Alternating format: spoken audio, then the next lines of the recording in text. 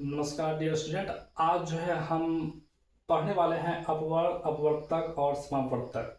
ये आप हेडलाइन देख रहे हैं अपवर्त तथा अपवर्तक। ये हम पिछली वीडियो में कर चुके हैं। आज का जो हमारा जो है मेन टारगेट है वो है समापवर्तक। कि समापवर्तक जो है ये क्या होते हैं, समावर्तक के जो हम कैसे जो है इसको जो है सॉल्व कर पाएंगे। उससे जाने से पहले जो है हमें अपवर्त तथा अपवर्तक को पुनः जो है रिवीजन करना होगा, रिपीट करना होगा। सबसे पहले साथियों, अपवर्त होता है किसी भी संख्या का जो है किसी भी संख्या का पहाड़ा, जो कि हम पहले जैसे कि अगर एक का अपवर्तक निकालना है तो 1 2 3 4 5, अगर 2 का निकालना है तो 2 4 6 8 10।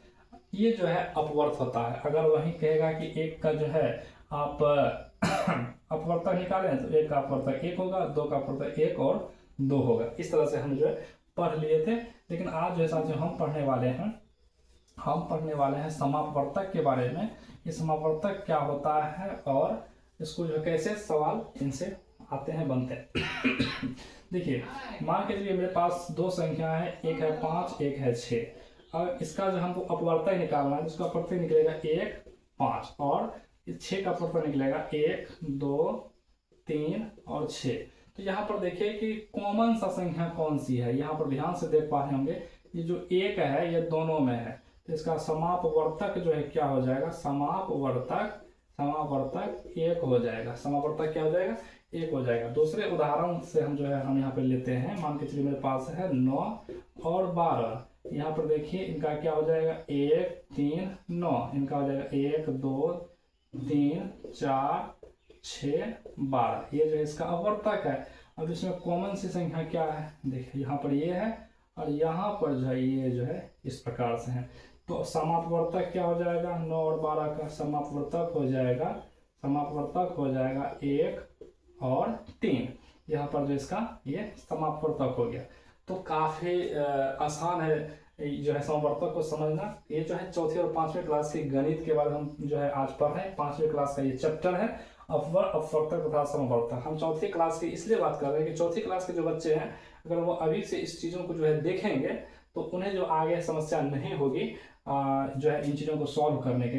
क्योंकि अलग अलग लोकेशन पे जो अलग अलग माइंडसेट के बच्चे होते हैं, अलग अलग उसकी शिक्षा की गुणवत्ता होती है। हमारे जो पिछड़े समाज के लोग हैं, बच्चे हैं, वो जो है खासतौर से जो बिहार के जो बच्चे हैं उनके सिलेबस में ये रहता है, सरकारी स्कूल के जो है सिलेबस में ये रहता है, गणित के सिलेबस में रहता नहीं, ये उन्हीं में है।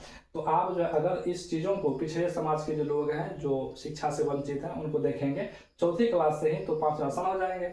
जो जिसकी शिक्षा क्वालिटी अच्छी है तो वो जो है 5वीं क्लास का स्टूडेंट है, तो अभी से जो है देख करके समझ पा रहे होंगे। हम अगले संख्या की भी बात करेंगे कि कैसे जो है, जैसे मान के चलिए 10 और 15 है, इसका निकालना 1 2 5 10। जो इसका अपवर्तक हो गया 1 3 5 15। ये 15 का अपवर्तक हो गया। ये दोनों जो है यहाँ पर मैच कर रहे हैं, देखिए, और यहाँ से 5 जो है मैच कर रहे हैं। तो इसका जो समापवर्तक हो जाएगा, यानी समान अपवर्तक को ही समापवर्तक कहते हैं, 1 5 हो जाएगा। ये जिसका आंसर हो गया, ये इनका आंसर हो गया, और यहाँ से जो है ये इनका आंसर हो गया। समान अपवर्तक को ही हम लोग समापवर्तक कहते हैं। जो भी हम अपवर्तक निकालते हैं, अगर एक चीज और ध्यान रखा जाए कि समापवर्तक दो संख्याओं के या उससे अधिक के बीच हम निकालते हैं। समापवर्तक एक संख्या का नहीं निकल सकता है, क्योंकि समापवर्तक निकालने के लिए दो संख्या होना अनिवार्य होता है। वहीं अपवर्तक जो है वो एक ही संख्या है। और इनको जो फिर से जो है हम थोड़ा रिपीट करेंगे कि अपवर्तक क्या होता है। अपवर्तक होता है उन संख्याओं का गुणक, जैसे 2 3 4। तो 1 का जो है हम भाग लगा सकते हैं 1 से, 2 में भाग लगा सकते हैं 1 से और 2 से भी, 3 में भाग लगा सकते हैं 1 और 3 से भी, 4 में लगा सकते हैं 1 2 4 से। इसी तरह से जो हम संख्या से भाग लगा सकते हैं उसी को हम अपवर्तक बोलते हैं। ये जो है पिछले क्लास में भी जो है हम किए थे।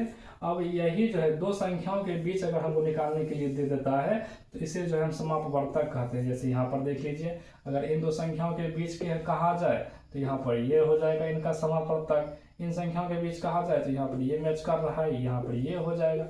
ये जो है समवर्तक है। दो संख्या होना जरूरी है, 2 से अधिक भी हो सकता है। मान के लिए 6 12 और 18 दे के रखा हुआ है और कह रहा है इसका जो है पहले अपवर्तक निकालिए फिर समवर्तक। 6 का जो भाग लग सकता है 1 से 2 से 3 से 6 से, 12 में 1 से 2 से 3 से 4 से 6 से और 12 से। 18 में 1 से, 2 से, 3 से, 6 से, 9 से और 18 से, इस प्रकार से भाग लग सकता है। अब देखिए यहाँ पर इसका ये समान हो गया, यहाँ से ये जो इनका समान है, यहाँ से ये भी इनका समान ही है। अब जो है यहाँ पर देखिएगा 6 6 6 ये भी समान है, तो इसका जो अपवर्तक साथी निकलेगा बस बड़ा आसान है कि इन संख्याओं का अपवर्तक हो जाएगा। पहला तो 1, दूसरा 2, तीसरा 3 और चौथा 6 हो जाएगा। ये जो इनका समापवर्तक है। इस छोटे से वीडियो में जो आपको क्लियर हो पाया होगा कि समापवर्तक क्या है, और समापवर्तक आप तभी जो कर पाएंगे जब आप अपवर्तक को सीखेंगे। अपवर्तक को पिछले वीडियो में और इस वीडियो में भी क्लियर कर चुके हैं कि जिन संख्याओं से उन संख्या में भाग लगा सकते हैं, जिसका भी अपवर्तक निकाल रहे हैं, जो संख्या से भाग लगेगा वह अपवर्तक कहलाता है। समापवर्तक जो है वह 2 संख्या होना चाहिए, अनिवार्य है, उससे अधिक हो सकता है। और अपवर्त जो है वह पहाड़ा होता है, किसी संख्या का अपवर्त क्या होगा उसका ही पहाड़ा होगा, जो हम लोग पढ़े हुए हैं। तो पहाड़ा क्या होता है, जैसे 2 का दुका 2 दूना 4 होती है, 6 चौक 8, ये सब जो है पहाड़ा ही अपवर्त कहलाता है। तो उम्मीद है कि आपको ये वीडियो पसंद आए होंगे। हम चौथे और 5वीं क्लास के बच्चे से जो है गुजारिश करेंगे चैनल को सब्सक्राइब कर ले, क्योंकि आपको अगर आपको गणित बनना है अव्वल, आपको गणित बनना है, महारत हासिल करना है गणित पर, तो आज ही आप चैनल को सब्सक्राइब करें, क्योंकि हम जो है कंटिन्यू आपके गणित को जो है इस चैनल के माध्यम से सॉल्व खत्म करने वाले हैं, जो है सॉल्व करेंगे और सभी विषयों को जो है सॉल्व करेंगे। तब तक के लिए बाय।